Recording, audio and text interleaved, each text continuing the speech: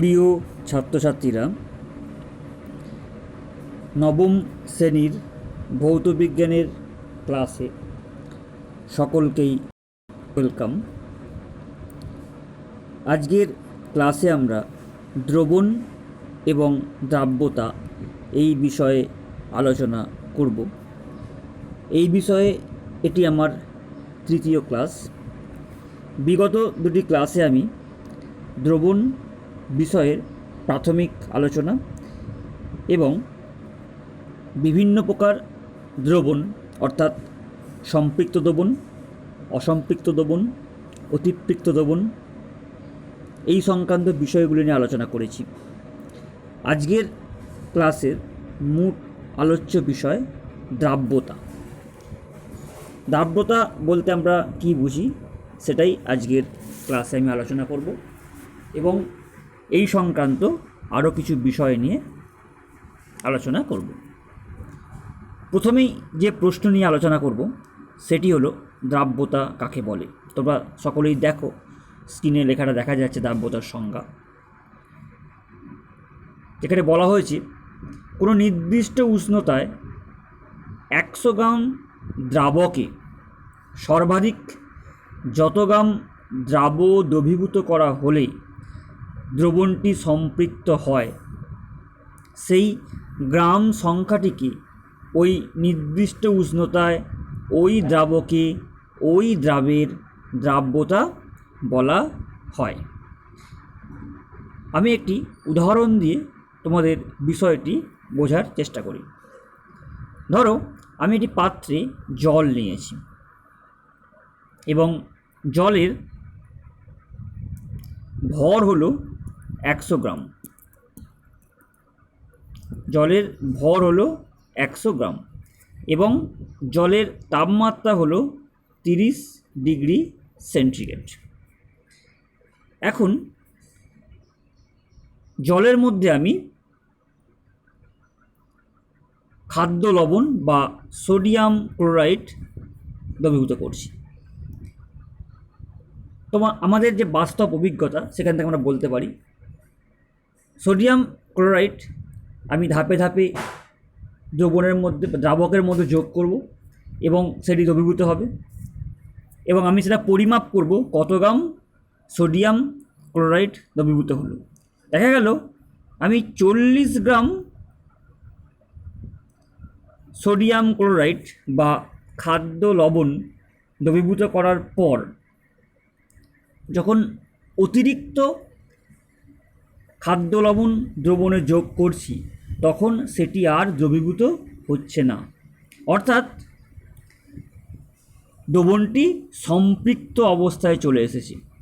তাই ওই তাপমাত্রায় অর্থাৎ 30 ডিগ্রি সেন্টিগ্রেড তাপমাত্রায় দ্রবণের মধ্যে বা দ্রাবকের মধ্যে আমি আর অতিরিক্ত পরিমাণ দ্রবীভূত করতে পারছি না, অর্থাৎ দ্রবণটি সম্পৃক্ত অবস্থায় এসেছে। তাই এই যে সংখ্যাটা 40, এই 40 হলো 30 ডিগ্রি সেন্টিগ্রেড তাপমাত্রায় জলে খাদ্য লবণের দ্রাব্যতা। আবারও মনে করে দিই তোমাকে, এই 40 সংখ্যাটি হলো 30 ডিগ্রি সেন্টিগ্রেড তাপমাত্রায় জলে খাদ্য লবণের দ্রাব্যতা। এখন দ্রাব্যতার সংজ্ঞা অনুযায়ী আমরা যেটা পাবো, দেখো যে দ্রাব্যতা সমান হচ্ছে সম্পৃক্ত দ্রবণে দ্রাবের ভর বাই সম্পৃক্ত দ্রবণে দ্রাবকের ভর গুণ 100, অর্থাৎ একটা ভগ্নাংশ হবে যার লব হলো সম্পৃক্ত দ্রবণে দ্রাবের ভর, হর হলো সম্পৃক্ত দ্রবণে দ্রাবকের ভর গুণ 100। যে সংখ্যাটি আমরা পাবো সেটাই হচ্ছে ওই তাপমাত্রায় ওই দ্রাবকে ওই দ্রাবের দ্রাব্যতা।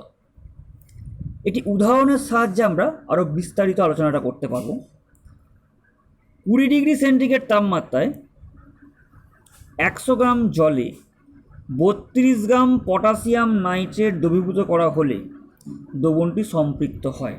কাজেই 20 ডিগ্রি সেন্টিগ্রেড উষ্ণতায় জলে পটাশিয়াম নাইট্রেটের দ্রাব্যতা 32। অর্থাৎ 20 ডিগ্রি সেন্টিগ্রেড তাপমাত্রায় 100 গ্রাম জলে 32 গ্রাম পটাশিয়াম নাইট্রেট দ্রবীভূত করা হলে দ্রবণটি সম্পৃক্ত অবস্থায় চলে আসবে। তাই 20 ডিগ্রি সেন্টিগ্রেড উষ্ণতায় জলে পটাশিয়াম নাইট্রেটের দাব্যতা হলো 32। আশা করি দাব্যতা বিষয়টি সম্বন্ধে তোমাদের একটা স্বচ্ছ ধারণা তৈরি হয়েছে। এখন যে বিষয়টি নিয়ে আলোচনা করব সেটি হলো যে দ্রাব্যতার সংজ্ঞায় দ্রাবকের পরিমাণ নির্দিষ্ট রাখা হয় কেন। তোমরা খেয়াল করে দেখো যে দ্রাব্যতার সংজ্ঞায় আমি কিন্তু বলেছি যে 100 গ্রাম দ্রাবক নেওয়া হয়েছে। এখানে প্রশ্ন হলো যে দ্রাবকের পরিমাণটা নির্দিষ্ট করে দেওয়া হলো কেন। এর ব্যাখ্যা হলো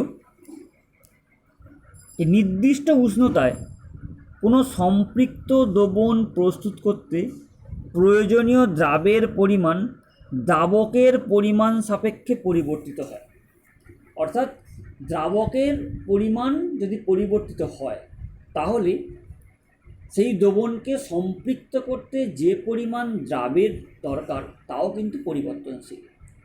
খুব সাধারণ উদাহরণ যে 100 গ্রাম জল, তাতে যদি আমি চিনির সম্পৃক্ত দ্রবণ তৈরি করি, যে পরিমাণ চিনির প্রয়োজন হবে, যদি দ্রবণের পরিমাণটা 150 গ্রাম হয়, আমাদের বাস্তব অভিজ্ঞতা থেকে আমরা বলতে পারি যে চিনির পরিমাণ কিন্তু বেশি লাগবে। তাই দ্রাবকের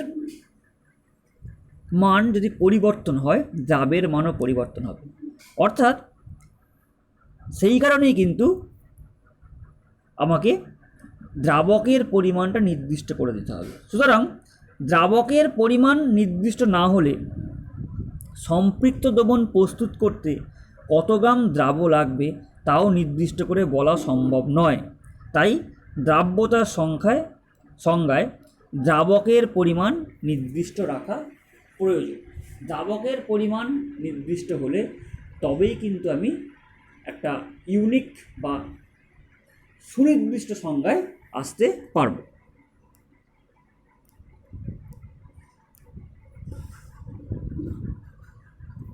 পরবর্তী যে প্রশ্ন নিয়ে আলোচনা করব সেটি হলো দাব্যতার সংজ্ঞায় উষ্ণতার উল্লেখ করার প্রয়োজন কেন।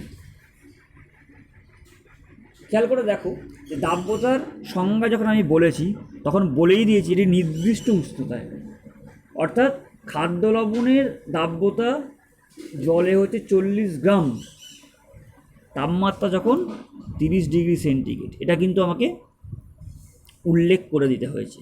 কারণ আমরা দাব্যতার যে বৈশিষ্ট্য সেখান থেকে শিখেছি, এটি নির্দিষ্ট উষ্ণতায় কোনো পদার্থের দাব্যতা নির্দিষ্ট, কিন্তু উষ্ণতার পরিবর্তন হলে পদার্থের দাব্যতা পরিবর্তিত হয়। তাই 100 গ্রাম দ্রাবকে বিভিন্ন উষ্ণতায় সম্পৃক্ত করতে একই দ্রাবের ভিন্ন ভিন্ন পরিমাণ প্রয়োজন হয়। তাই দাব্যতার সংজ্ঞায় উষ্ণতার উল্লেখ থাকা একান্ত আবশ্যক। অর্থাৎ আমি 100 গ্রাম তরল নিয়েছি, তাপমাত্রা 30 ডিগ্রি হলে দেখা যাবে যে 40 গ্রাম খাদ্য লবণ লাগছে। আবার ওই একই পরিমাণ জল, তাপমাত্রা হচ্ছে 50 ডিগ্রি সেন্টিগ্রেড, দেখা গেল যে 60 গ্রাম খাদ্য লবণ লাগছে। অর্থাৎ 30 ডিগ্রি সেন্টিগ্রেড তাপমাত্রায় খাদ্য লবণের দাব্যতা হলো 40, আর 50 ডিগ্রি সেন্টিগ্রেড তাপমাত্রায় খাদ্য লবণের দাব্যতা হলো 60। অর্থাৎ তাপমাত্রার পরিবর্তন হলে দাব্যতারও পরিবর্তন হবে, যে কারণে কিন্তু দাব্যতার সংজ্ঞায় তাপমাত্রাটাকে নির্দিষ্ট করে দেওয়া প্রয়োজন।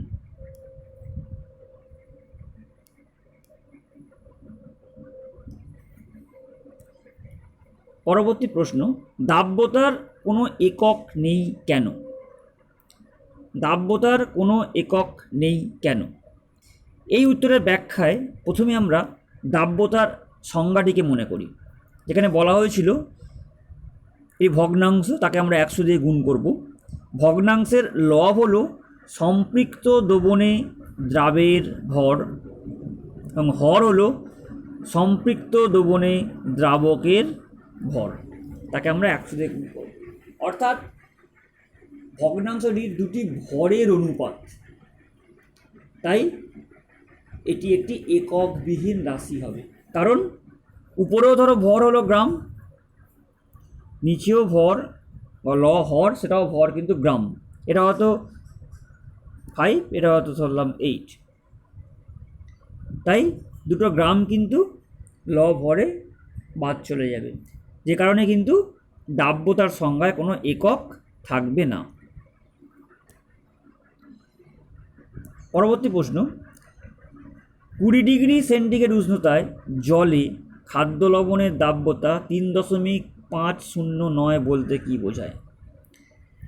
এই যে আমি একটু আগেই আলোচনা করে নিয়েছি, তবু আরও একবার তোমাদের মনে করিয়ে দিই। যার অর্থ হলো যে 20 ডিগ্রি সেন্টিগ্রেড উষ্ণতায়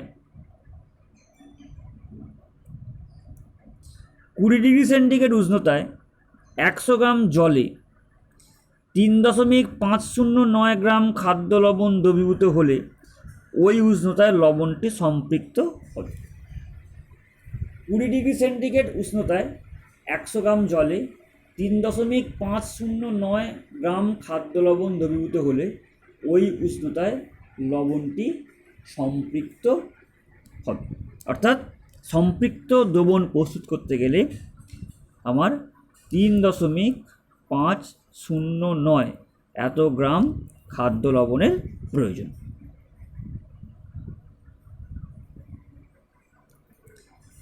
এখন প্রশ্ন, দ্রাব্যতা কী কী বিষয়ের উপর নির্ভর করে? প্রথম হলো দ্রাবের প্রকৃতি, অর্থাৎ নির্দিষ্ট উষ্ণতায় কোনো নির্দিষ্ট দ্রাবকের সমপরিমাণে বিভিন্ন দ্রাবক দ্রবীভূত হয়ে দ্রবণ প্রস্তুত করতে পারে, অর্থাৎ দ্রাবের উপর নির্ভর করবে। চিনির দ্রাব্যতা একরকম হবে, আবার লবণের দ্রাব্যতা আরেক রকম হবে। জলের মধ্যে যদি আমি চিনি দিই 40 ডিগ্রি সেন্টিগ্রেড তাপমাত্রায়, আমি যে দ্রাব্যতা পাবো, যদি আমি 40 ডিগ্রি সেন্টিগ্রেড তাপমাত্রায় খাদ্য লবণ দ্রবীভূত করি, তাহলে কিন্তু দ্রাব্যতা পাল্টে যাবে। অর্থাৎ দ্রাব পাল্টালে দ্রাব্যতা পাল্টাবে। দ্বিতীয় হলো উষ্ণতা। উষ্ণতা বৃদ্ধিতে তরলের কঠিনের দ্রাব্যতা পরিবর্তিত হয়, অর্থাৎ তাপমাত্রা বৃদ্ধি পেলে পদার্থের দ্রাব্যতা পরিবর্তনশীল হবে।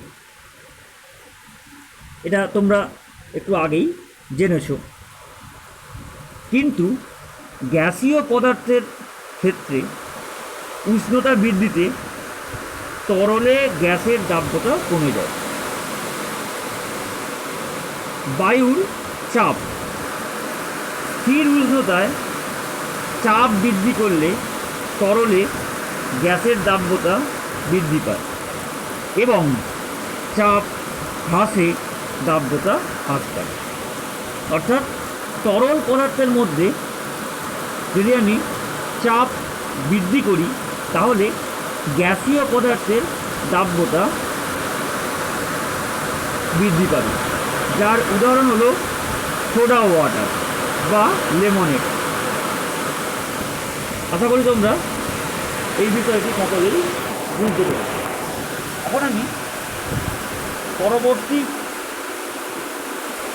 প্রশ্ন নিয়ে আলোচনা করব।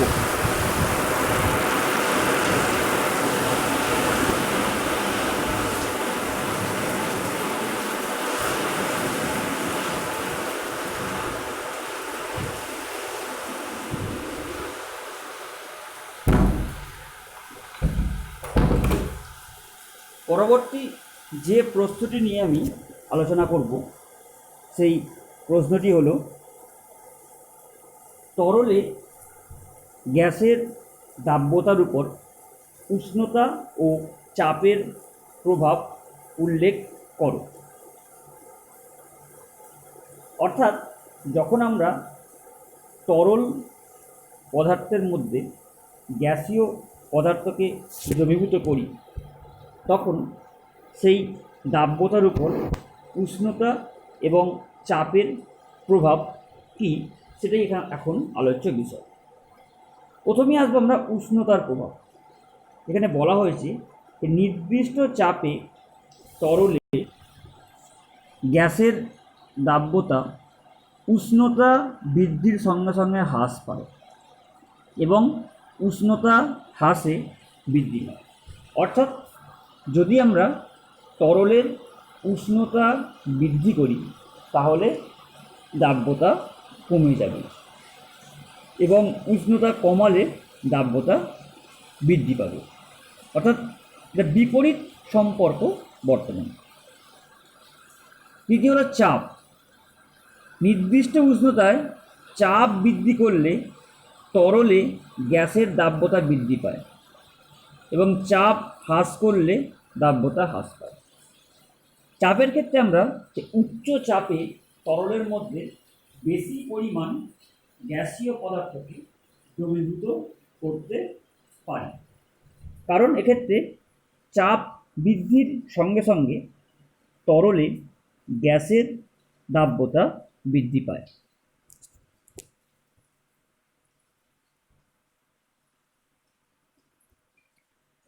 সোডা ওয়াটার বোতলের ছিপি খুললে ফেনা উৎপন্ন হয় কেন? সোডা ওয়াটার বলতে বোঝায়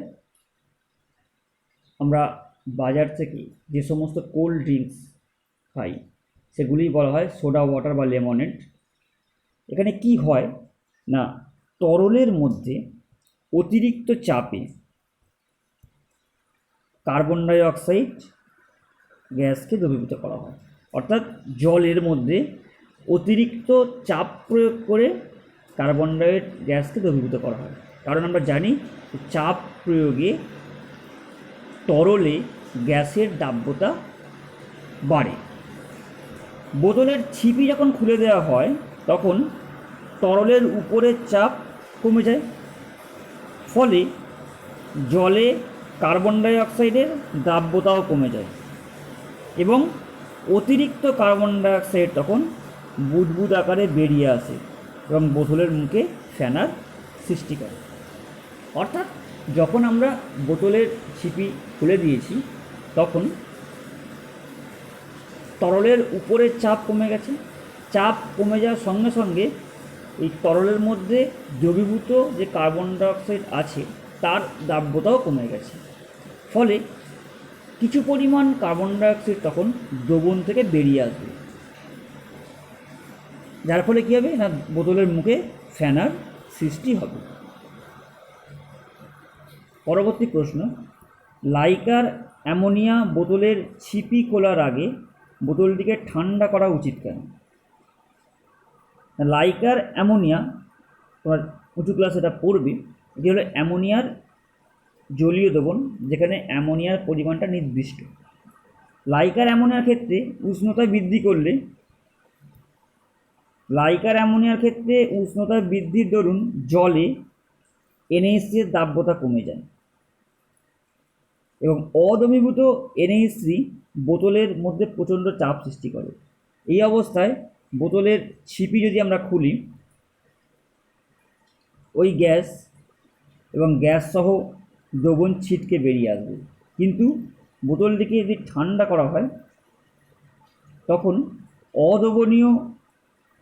অদ্রবীভূত NH3 পুনরায় দ্রবণে দ্রবীভূত হয়, ফলে গ্যাস সহ দ্রবণটি ছিটকে আসার সম্ভাবনা থাকে না। অর্থাৎ এক্ষেত্রে কিন্তু তাপমাত্রা বৃদ্ধির সঙ্গে সঙ্গে দাব্যতা কমে যাচ্ছে, তার ফলে আমাদের চোখ মুখের একটা ক্ষতি হওয়ার সম্ভাবনা থাকছে। পরবর্তী আলোচনা, দ্রবণ প্রস্তুতির সময় তাপের উদ্ভব বা শোষণ হয় এরূপ পদার্থের উদাহরণ দাও। অর্থাৎ দ্রবণ তৈরি করার সময় তাপ তৈরি হবে বা তাপ শোষিত হবে এমন উদাহরণ বলতে বলা হয়েছে।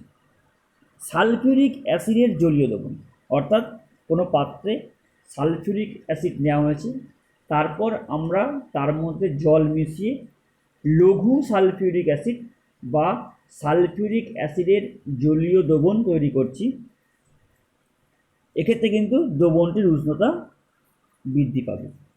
আবার অ্যামোনিয়াম ক্লোরাইড বা NH4Cl জলে মিশ্রিত করলে তাপ শোষিত হয়, ফলে দ্রবণটির উষ্ণতা কমে যায়। এগুলো কিছু নির্দিষ্ট উদাহরণ, তোমরা মনে রাখবে।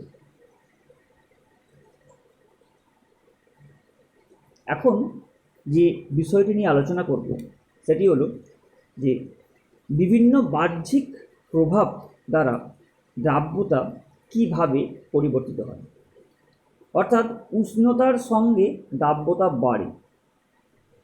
এটি উদাহরণের সাথে ব্যাখ্যা করতে বলা হয়েছে।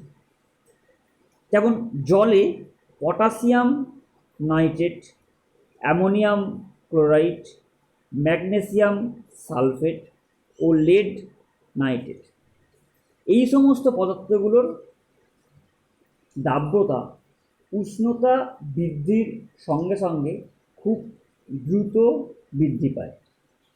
আবার বেরিয়াম ক্লোরাইড BaCl2 বা পটাশিয়াম ক্লোরেট KClO3, এই সমস্ত পদার্থের ক্ষেত্রেও কিন্তু উষ্ণতা বৃদ্ধির সঙ্গে সঙ্গে দ্রাব্যতা বাড়ে, কিন্তু ওই বৃদ্ধির হার অত দ্রুত নয়।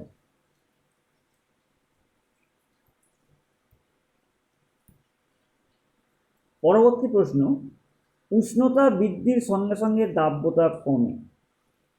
কিছু পদার্থ আছে যাদের উষ্ণতা বৃদ্ধির সঙ্গে সঙ্গে দ্রাব্যতা কমে,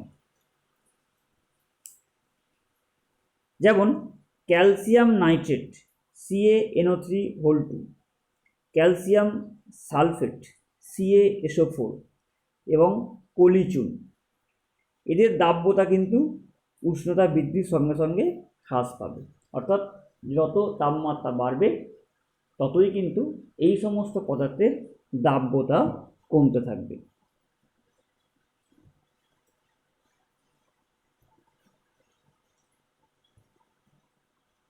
পরের অংশ হচ্ছে যে উষ্ণতা বাড়ার সঙ্গে সঙ্গে দ্রাব্যতা প্রথমে বাড়ে পরে কমে।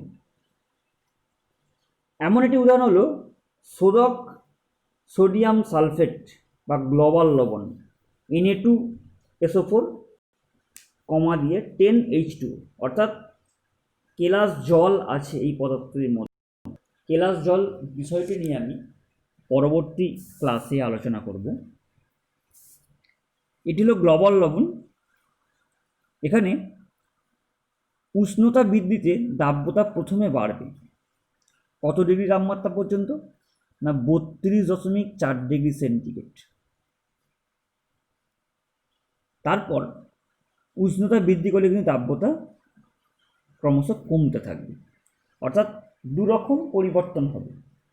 32.4 ডিগ্রি সেন্টিগ্রেড তাপমাত্রা পর্যন্ত দ্রাব্যতা ক্রমশ বাড়বে এবং তারপর উষ্ণতা বৃদ্ধি করলে দ্রাব্যতা ক্রমশ কমতে থাকবে।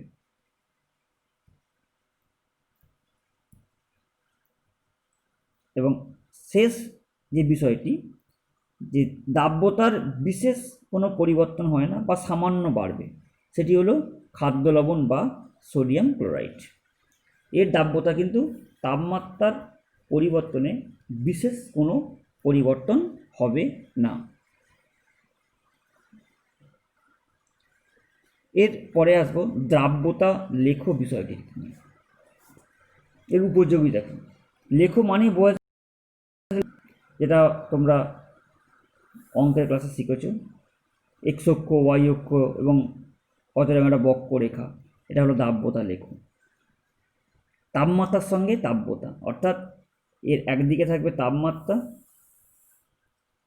আর অপর পাশে থাকবে দ্রাব্যতা, দিয়ে আমরা যে লেখচিত্রটা পাবো সেটি কি বলা হচ্ছে, দ্রাব্যতা লেখো। দ্রাব্যতা লেখো। এর উপযোগিতা কি? যে বাস্তব পরীক্ষা না করে দ্রাব্যতা লেখো থেকে বিভিন্ন উষ্ণতায় কোনো দ্রাবের দ্রাব্যতা সম্বন্ধে ধারণা পাওয়া যায়। দাব্যতা লেখ থেকে উষ্ণতার পরিবর্তনের সঙ্গে সঙ্গে বিভিন্ন পদার্থের দাব্যতা কিরূপ পরিবর্তন হয় তাও জানা যাবে। এবং দাব্যতা লেখ এর মাধ্যমে একই উষ্ণতায় বিভিন্ন কঠিন পদার্থের দাব্যতা তুলনা করা যাবে। অর্থাৎ সোজা কথায় যে দাব্যতা লেখর মাধ্যমে আমরা বাস্তব পরীক্ষা না করি শুধুমাত্র ওই লেখচিত্র থেকেই কিন্তু বিভিন্ন পদার্থের দাব্যতা সম্বন্ধে ধারণা করতে পারব। তার ফলে বিভিন্ন কঠিন পদার্থের দাব্যতার তুলনা করতে পারব এবং তাপমাত্রা বৃদ্ধির সঙ্গে সঙ্গে দাব্যতা কিভাবে পরিবর্তন হয় সেটাও আলোচনা করতে পারব। দেখো এখানে একটা দাব্যতা লেখর ছবি দেওয়া হয়েছে, যার এক পাশে হলো উষ্ণতা, অপর পাশে হলো দাব্যতা। যেমন দেখো এটা হচ্ছে KNO3 পটাশিয়াম নাইট্রেটের দাব্যতা লেখো, এবং এই বক্ররেখাটি হলো NaCl খাদ্য লবণের দাব্যতা লেখো।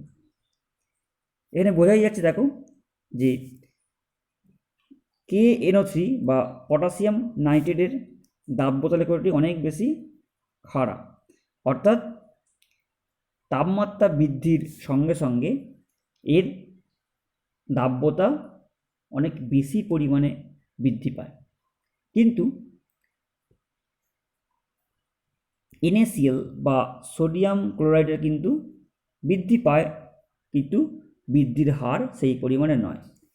এরকম বিভিন্ন বিষয় কিন্তু আমরা দাব্যতা লেখ থেকে জানতে পারব।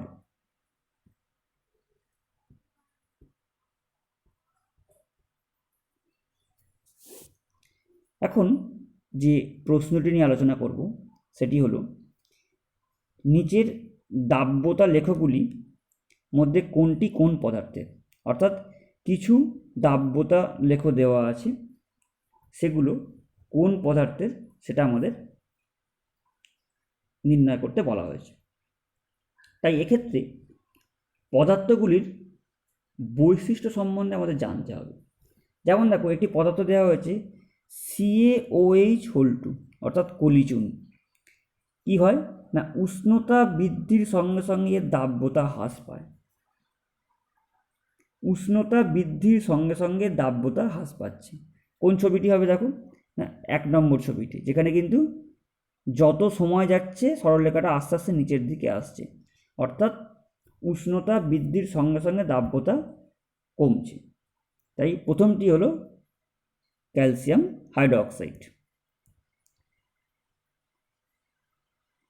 তারপরে দেখো KNO3 পটাশিয়াম নাইট্রেট। একটু আগে আমরা জেনেছি যে উষ্ণতা বৃদ্ধির সঙ্গে সঙ্গে এর দাব্যতা খুব দ্রুত বৃদ্ধি পায়, অর্থাৎ এক্ষেত্রে কিন্তু বক্ররেখাটি হবে এটা, খুব দ্রুত এর দাব্যতা বৃদ্ধি পাচ্ছে। তাই এটি হলো KNO3 এর দাব্যতা লেখো। তারপরে দেওয়া হয়েছে NaCl। এক্ষেত্রে কিন্তু উষ্ণতা বৃদ্ধিতে দাব্যতা প্রায় একই থাকে বা সামান্য বৃদ্ধি পায়, অর্থাৎ এই কার্ভটি দেখো খুব ধীর গতিতে দাব্যতা বৃদ্ধি পাচ্ছে। তাই এটি হলো খাদ্য লবণ বা সোডিয়াম ক্লোরাইডের দাব্যতা লেখো।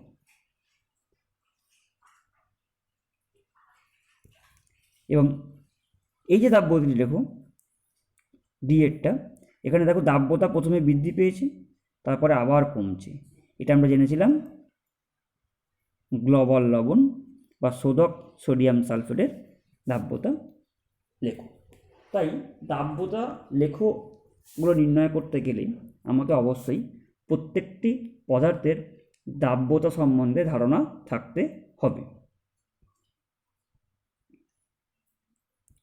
আজকের শেষ যে বিষয়টি নিয়ে আলোচনা করব সেটি হলো কলি চুন গরম জলের থেকে ঠান্ডা জলে বেশি দ্রবীভূত হয় কেন? এর কারণ হলো যে কলি চুনের দাব্যতা উষ্ণতা বৃদ্ধির সঙ্গে হ্রাস পায়। অর্থাৎ উষ্ণতা যত বৃদ্ধি পাবে কলি চুনের দাব্যতা ততই কমতে থাকবে। তাই ঠান্ডা জলে কলি চুনের দাব্যতা গরম জলে কলি চুনের দাব্যতা অপেক্ষা বেশি। তাই ঠান্ডা জলে কলি চুন বেশি দ্রবীভূত হয়। আশা করি তোমরা সকলেই বিষয়গুলি নিয়ে বুঝতে পেরেছ। আমি পরবর্তী ক্লাসে এই অধ্যায়ের পরবর্তী অংশগুলো নিয়ে আলোচনা করব।